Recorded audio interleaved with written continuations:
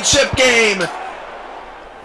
Devastation as Antoine McCluskey picked off Demetrius out there. It was in double coverage. And that's the ball game. I, for one, am stunned. I am stunned. Although Orlando is a very good team. That's why they're in the playoffs. But having home field advantage, you would have thought Baltimore would have put on a better show.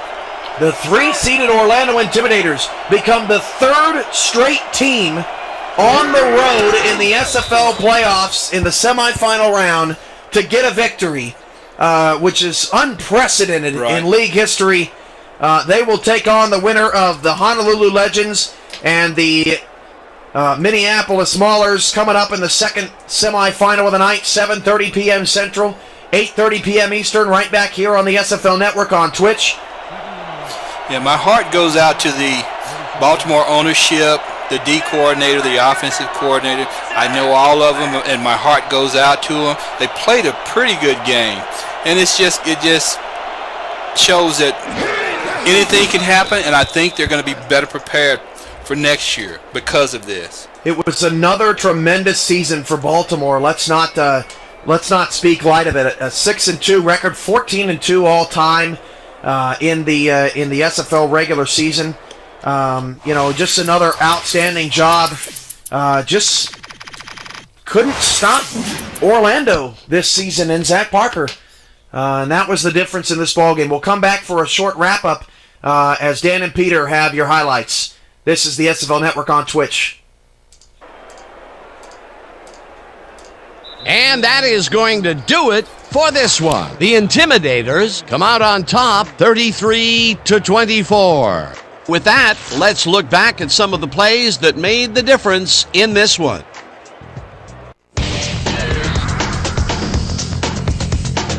So, the ball game is over.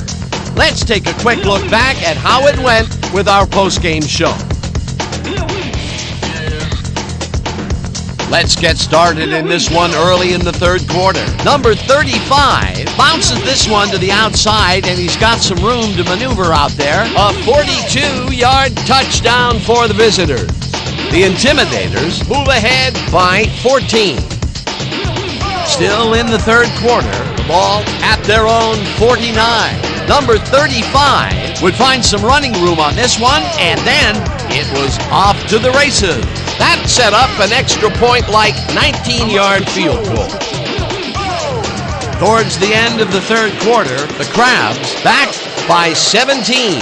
Number 7 would drop back and deliver a strike on this one. They climb back into the game, now down by 10. I'm out of control. The Intimidators, end of the third quarter.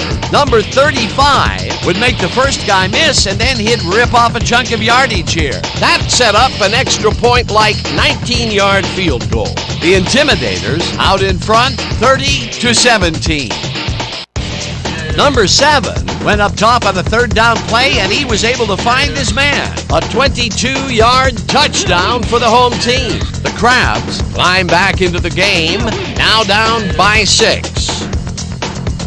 The Intimidators come right back. Number 35 is going to show a little athleticism here as he finds an opening, and then he's off to the races. That set up a 49-yard field goal. Still late in the fourth quarter, the Crabs down by 9.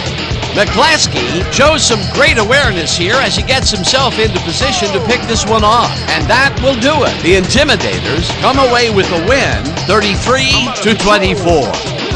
And now for our 2K Sports Player of the Game. Number 35 proved once again why he's one of the best. Well, they put the game on his legs, Dan, and he managed to find his way through holes big and small all game en route to a big rushing performance. And that performance led his team to victory. For my partner, Peter O'Keefe, this is Dan Stevens saying goodbye until next time.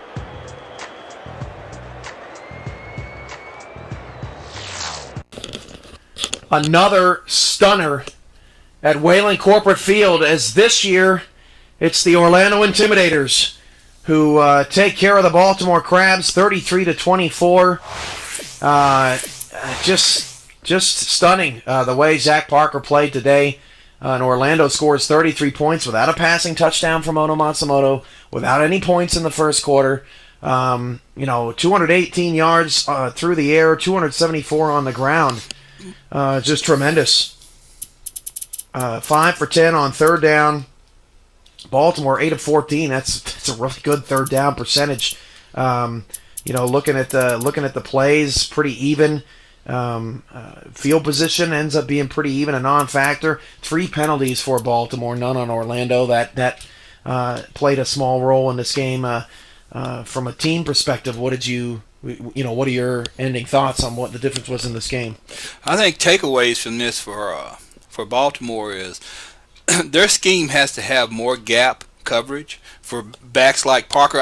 Granted, there aren't that many backs in the league like Parker, but they need to have more gap coverage on their defense. And on the offensive side, they've got to figure out how to get plays in their playbook that don't constrict Dazzo to having to read for so long in the pocket. 24 for 44 was Dazzo, just 54% today. Matsumoto 24 for 42, 18. Both quarterbacks, Dazzo was actually sacked 3 times, Matsumoto twice. Dazzo did have 3 touchdowns in the loss. 277 yards on 27 carries for Parker with 3 touchdowns. Snyder 154, 27 carries. Good day for Snyder. I mean, right. he wasn't the issue, and no. Orlando struggled to stop him a little bit. Just Rodney Woods and A.J. Lacoste, a phenomenal game. Lorenzo Allen, 9 grabs, 135 yards, although he did not get in the end zone. Parker, 9 for 41. Snyder, 8 for 44. Quick, 6 for 118. So he did try his hardest, but 6 catches on only 12 targets. He was defended well most of the day. Schaefer, the Baltimore tight end, probably career high, 5 grabs, 39 yards and a touchdown. Yep. He played as well as he could. 4 catches, 34 yards for Gunner.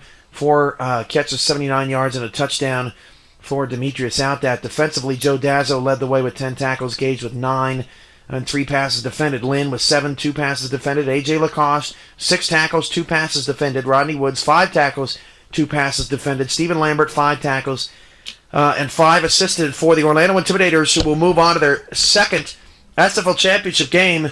And if Honolulu can pull off the big upset, would play his wife in the championship game, which that house would be a nightmare. I would not want to be there next Sunday. But from all of us at Wayland Corporate Field from Baltimore, Maryland, thank you so much, San Antonio Corky, for stopping by again. He'll be back for the SFL Championship game next Sunday at 3 p.m. Central, 4 p.m. Eastern. And now we got our audio fixed up. We'll be all right. Great game. Great call. From all of us on the SFO Network, this has been a presentation of the Simulation Football League. I'm your play-by-play commentator, Cameron Irvine. Make sure to tune in for the second game of the SFL doubleheader. The Honolulu Legends take on the Minneapolis Maulers in the 4-1 matchup. The winner takes on the Orlando Intimidators